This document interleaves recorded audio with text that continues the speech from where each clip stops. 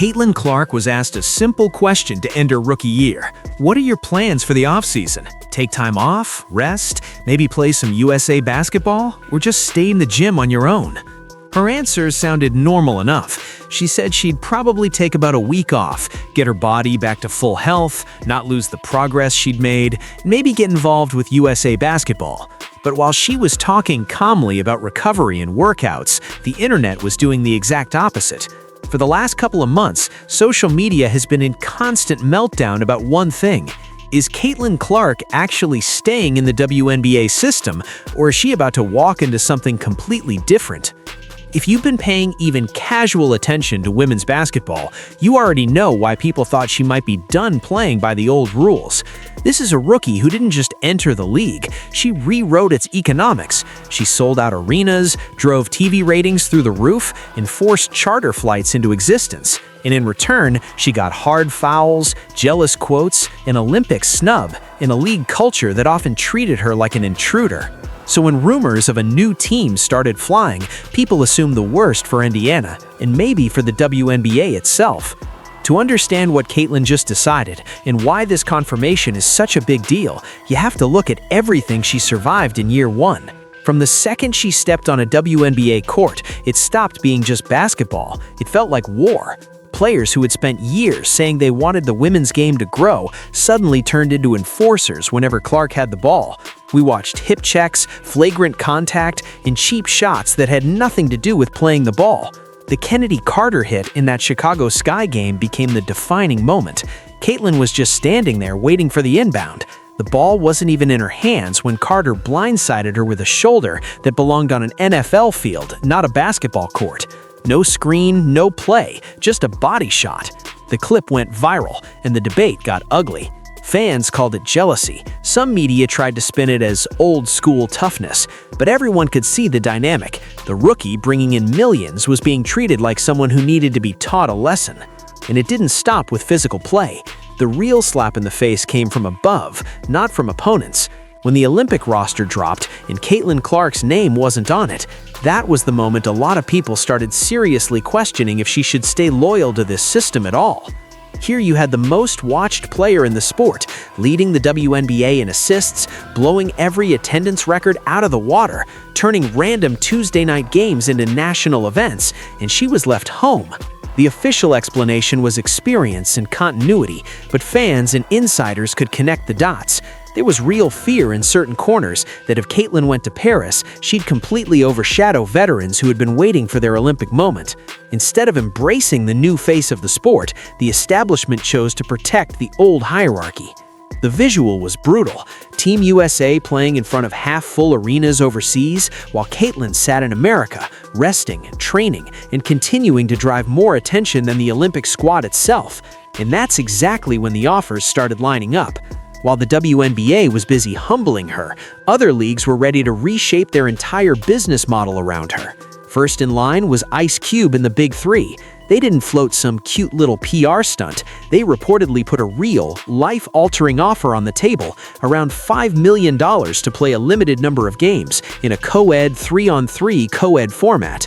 Put that next to a rookie WNBA salary, which was in the mid-$70,000 range, and you see how insane that gap is.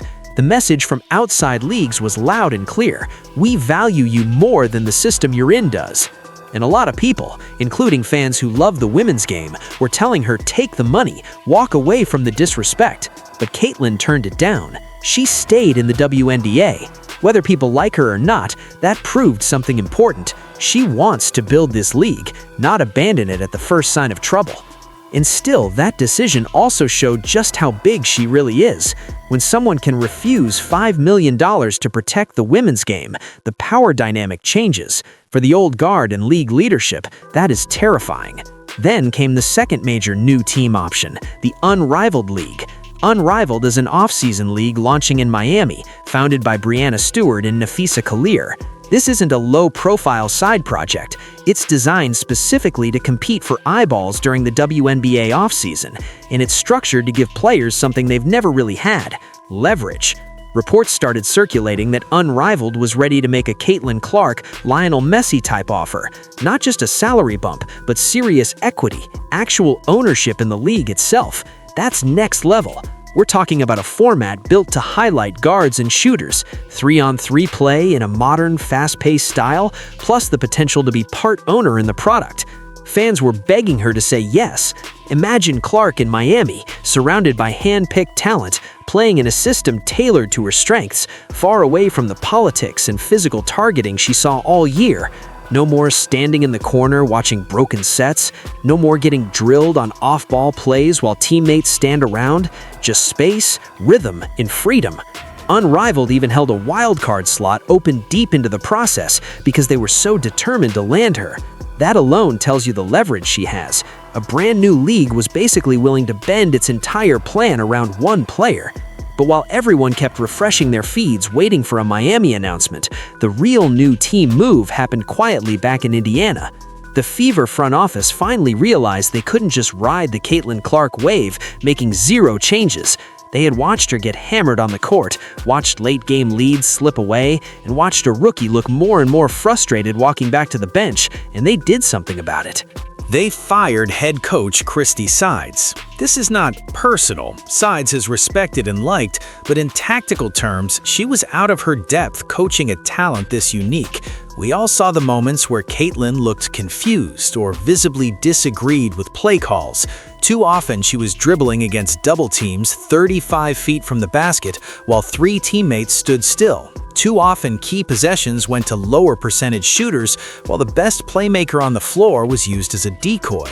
Fans had been calling for a coaching change since early summer. Indiana finally listened. Then they made the move that in reality is Caitlin's new team. They hired Stephanie White. White is not just a familiar name, she's Indiana basketball royalty, Miss Basketball in the state, former Fever player, assistant coach on the franchise's lone championship team in 2012. She understands the DNA of that market, but more importantly for Caitlin, she is a modern, adaptable coach. Coming from the Connecticut Sun, White took a roster hit with injuries and still turned them into one of the toughest, most disciplined defensive teams in the league, while keeping the offense structured and efficient. She understands spacing, tempo, and how to feature star talent without making the rest of the team disappear. For Caitlin Clark, this is a new team without changing the logo. Under White, the Fever are going to play a different brand of basketball. More movement, more cutting, more set actions built around Clark's gravity. Instead of starting possessions 5 feet inside half court with a trap in her face, she'll be coming off screens, hitting teammates on the move, and attacking defenses that actually have to think. And there's another huge element. Stephanie White will protect her. One of the biggest problems in Caitlin's rookie year wasn't just how she was hit, it was how little anyone in authority seemed to care.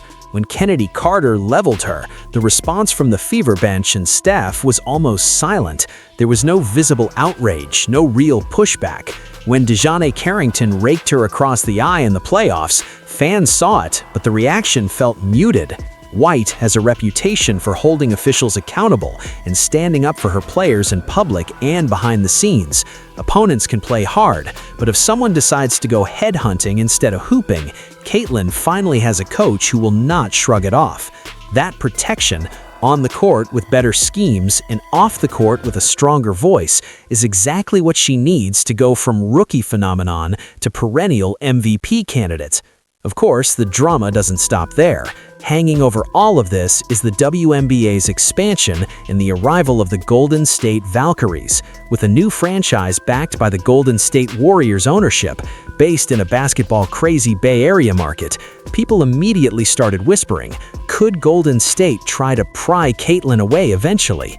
Yes, expansion rules allow Indiana to protect its key players like Clark and Aaliyah Boston, but when you combine deep pockets, marketing genius, and the Steph Curry brand, it's only natural that people started spinning scenarios of Caitlin one day in a Valkyries or even a Warriors jersey. It's not realistic right now, but just the fact that fans are openly speculating about it tells you how every team in the league is quietly dreaming about somehow landing her. Indiana knows it. They're on the clock to build a winner around her before those whispers turn into actual pressure. Part of that new team is internal growth. Aliyah Boston struggled early in the season next to Caitlin, not because of lack of talent, but because there was no time or system to truly connect them. Poor spacing, limited practice, and a confused offensive identity made it hard for them to click. By the end of the season, though, we saw flashes of what they can be together. The pick-and-roll chemistry started to develop. Boston rolled harder and popped smarter. Clark read her positioning quicker and fed her in better spots. Now add Stephanie White, a coach known for developing post players and building inside-out offenses, and suddenly that pairing looks scary. If people want a WNBA version of a dominant guard-big duo, this might be it. And it's not just Boston. Kelsey Mitchell's role is also being reshaped. Early on, it looked like she and Caitlin were playing two different games. Both needed the ball, both wanted to score, and the structure wasn't clear. As the season progressed, they became one of the most dangerous backcourts in the league. With a real system and defined roles, the Mitchell-Clark combo can turn into a nightmare every night, not just in flashes. Off the court, Caitlin is going through a transformation too. Year 1 was her hazing period. Veterans questioned her, some subtly, some not so subtly. Cheryl Swoops made headlines with inaccurate stats about how long Caitlin took to break records. Diana Taurasi's "reality is coming" comments hung in the air like a threat as much as a warning. Caitlin took it all. She absorbed the hits, physical and verbal, and kept largely diplomatic in front of microphones. But toward the end of the season, we started to see a different edge. She pushed back more. She clapped back on the court instead of always smiling it off. She picked up a couple of techs for standing her ground. That's not immaturity, that's evolution. She's realizing something crucial. They're not gonna like her no matter what she does. If she drops 30, she's ball hogging. If she passes more, she's not aggressive enough. If she's quiet, she's soft. If she speaks up, she's disrespectful. So why keep playing for their approval? That shift in attitude pairs perfectly with the coaching change. Stephanie White played with grit. She coached with grit. She will absolutely lean into a tougher, more unapologetic Caitlin Clark. Looming over everything is the WNBA collective bargaining agreement situation. The players have opted out, which means a new CBA is coming. They want better money, better travel, better overall conditions. Who gives them the leverage to demand that? Caitlin Clark. Fever Games saw TV ratings jump by 300 to 400% compared to what they used to be. Merchandise with her number flew off the shelves. Teams moved games to bigger arenas just because she was in town. She is the league's golden goose, whether anyone likes hearing that or not. That's why the unrivaled offer, even if she doesn't take it right now, is so important. It's a constant reminder to the WNBA and to Indiana, treat her right or someone else will. And not just with a slightly bigger check, but potentially with actual ownership. No one in the WNBA has that right now. If another league offers it to her, that temptation is not going away. There's also the media factor. This past season, the Indiana Fever were talked about daily on shows that never touched the W before. Stephen A. Smith, Shannon Sharp, Pat McAfee. The old staff clearly wasn't equipped to handle that glare. Every postgame became a referendum on Caitlin, and the organization often looked overwhelmed. Stephanie White has done TV. She's been on national broadcasts. She understands how to manage narratives, answer questions, and protect her players from becoming punching bags for hot take segments.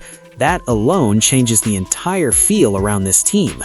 For the first time, Caitlin has a coach who can stand between her and the media circus when necessary. We also have to talk about the fans. The Caitlin Clark fan base is unique. Many of them didn't care about the WNBA before she arrived, and they're not shy about saying that. They're here for her.